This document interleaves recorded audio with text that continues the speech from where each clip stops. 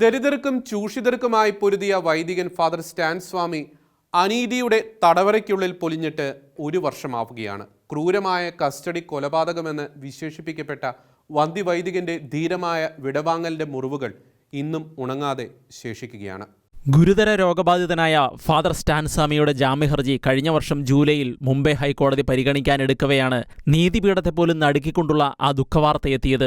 ആദിവാസികൾക്കും അടിച്ചമർത്തപ്പെട്ടവർക്കും വേണ്ടി പതിറ്റാണ്ടുകൾ പൊരുതിയ ആ മനുഷ്യസ്നേഹി കയ്യെത്താ ദൂരത്തിൽ നീതി നിഷേധിക്കപ്പെട്ട് ജീവിതത്തിൽ നിന്ന് പടിയിറങ്ങി.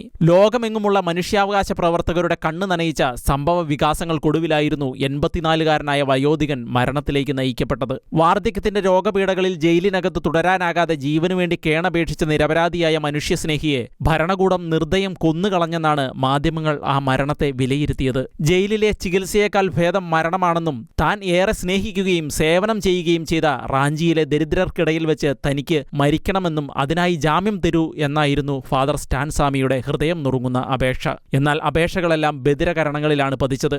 വാർദ്ധക്യത്തിന്റെ അവശതകളിൽ പാർക്കിൻസൺസ് രോഗമടക്കം മൂർച്ഛിച്ച് സ്വന്തമായി ഭക്ഷണം പോലും കഴിക്കാൻ പ്രാപ്തനല്ലാതായ വൈദികനെ ജാമ്യവും ചികിത്സയുമെല്ലാം നിഷേധിക്കപ്പെടുകയായിരുന്നു. തമിഴ്നാട്ടിൽ ജനിച്ച് ഫിലിപ്പീൻസിൽ നിന്നും ദൈവശാസ്ത്ര പഠനം പൂർത്തിയാക്കിയ ഫാദർ സ്റ്റാൻ സ്വാമി കർമ്മമണ്ഡലമായി തിരഞ്ഞെടുത്തത് ജാർഖണ്ഡിലെ ആദിവാസി മേഖലയായിരുന്നു.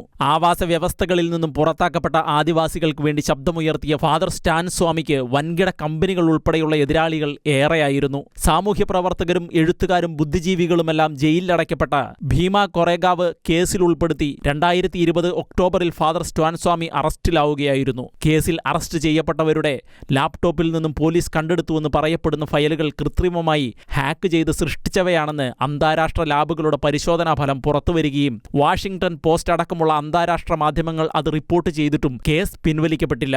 ഫാദർ സ്റ്റാൻ സ്വാമിയുടെ നിയമ പോരാട്ടങ്ങൾ ഏറെ കഠിനമായിരുന്നു. പാർക്കിൻസൺസ് രോഗം ബാധിച്ച് വിറച്ചിരുന്ന കൈകൊണ്ട് വെള്ളം കുടിക്കാൻ കഴിയാതിരുന്നതിനാൽ ഒരു സ്ട്രോ അനുവദിക്കണമെന്ന ആവശ്യം പോലും ജയിൽ അധികൃതർ നിഷേധിക്കുകയായിരുന്നു. ഒടുവിൽ നിയമ പോരാട്ടങ്ങളിലൂടെയാണ് വെള്ളം കുടിക്കാനായി ഒരു സ്ട്രോ പോലും അനുവദിച്ചു കിട്ടിയത്. ഫാദർ സ്റ്റാൻ സ്വാമിക്കെതിരെയുള്ള നീതി നിഷേധത്തിന്റെ 1 വർഷം കൂടി ഓർമ്മപ്പെടുത്തിക്കൊണ്ടാണ് ജൂലൈ 5 കടന്നുപോവുക.